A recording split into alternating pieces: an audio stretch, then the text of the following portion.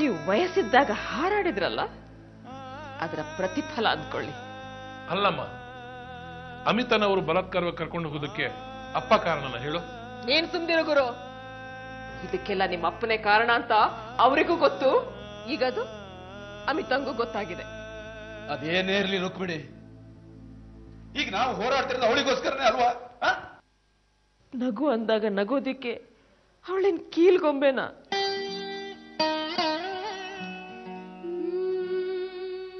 ಅವಳ ಮನಸ್ಸಿಗಾದ ನೋವು ಎಷ್ಟು ಅಂತ ನನಗೆ ಗೊತ್ತು ರೀ.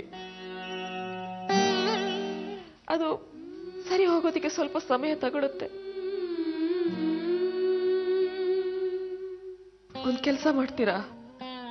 ಮನೆಯಲ್ಲಿ ಒಂದು ಪೂಜೆ ಇಡ್ಸಿ, ಅದರಿಂದಲಾದ್ರೂ ಅವರ ಮನಸ್ಸಿಗೆ ಸ್ವಲ್ಪ ನೆಮ್ಮದಿ ಸಿಗಬಹುದು. ಸರಿ, ಪೂಜೆ ಇಡ್ಸೋಣ. ಏ ರವಿ, ಬಾರ ಇಲ್ಲಿ. ಸಕಲೇಶ್ಪುರಕ್ಕೆ ಹೋಗಿ ವಿಷ್ಣು ಶಾಸ್ತ್ರಿಗಳು ಬರೋಕ್ ಹೇಳು. ಪೂಜೆ ಮಾಡಿಸ್ತಾರಂತ ಬರ್ಬೇಕು ಅಂತ ಹೇಳು. ಹೋಗು. ದೇವ್ರಿಗೆ ಸಿಟ್ಟು ಬಂದಿದೆ. ಪೂಜೆ ಮಾಡಿಸಿ ತಪ್ಕಾಣಿಕೆ ಕಟ್ಟಿ ಪರಿಹಾರ ಮಾಡ್ಕೋಬೇಕು. ಮಂಜಿ ಇದ್ದಾಗಲೇ ಇಟ್ಕೋಬೇಕಾಗಿತ್ತು. ನನಗೇನು ಗೊತ್ತಿತ್ತು? ಅರ್ಚಕ್ ಹತ್ರ ಹೋದೆ. ಇವತ್ತೇ ಒಳ್ಳೆ ಮುಹೂರ್ತ ಇದೆ, ಮುಗಿಸ್ಬೋಣ ಅಂತ ಹೇಳಿದ್ರು.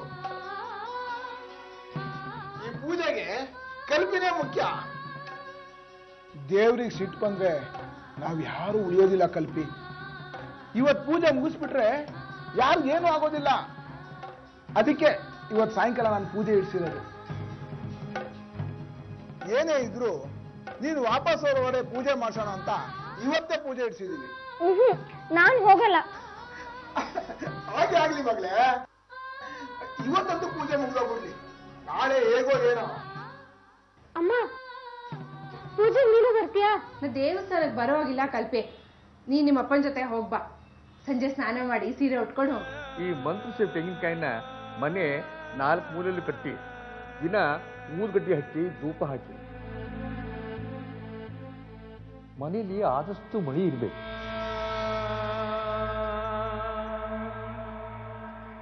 ಆಚಾರ ವಿಚಾರಗಳು ಕಟ್ಪಾಡಿ ಇರಲಿ. ಇಷ್ಟು ದಿನ ಗೊತ್ತಾಗದೆ ತಪ್ಪು ಮಾಡಿದ್ವಿ. ಇನ್ಮೇಲೆ ಅದೆಲ್ಲ ನಡೆಯಲ್ಲ. ಧರ್ಮ ಇನ್ನೋರೆ ಕಟ್ಟಿನಿಟ್ಟಾಗಿ ನಡ್ಕೊಂಡ್ರೆ ಸಮಸ್ಯೆ ಇಲ್ಲ, ಆದ್ರೆ ಮನೆಯಲ್ಲಿ ಮುಚ್ಚಿಟ್ಟಾಗಬಾರ್ದು.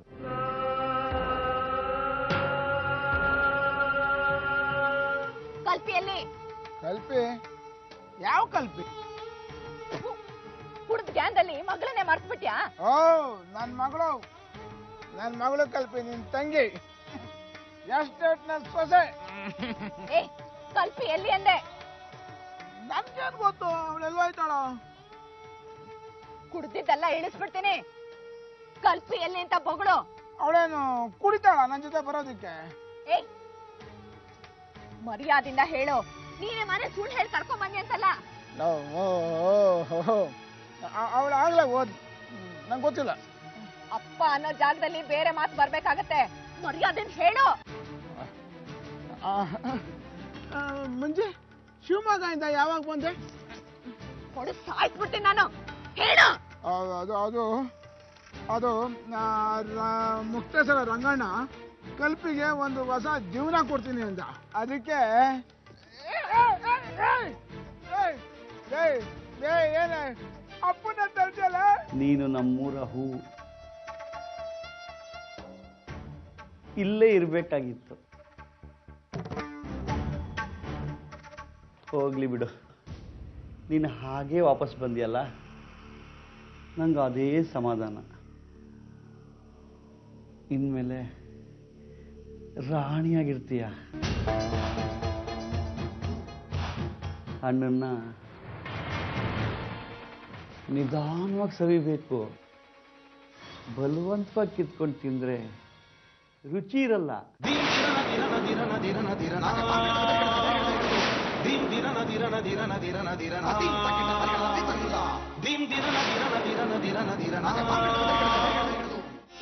Tom ta na na dim ta tom ta na na tom ta na dim ta tom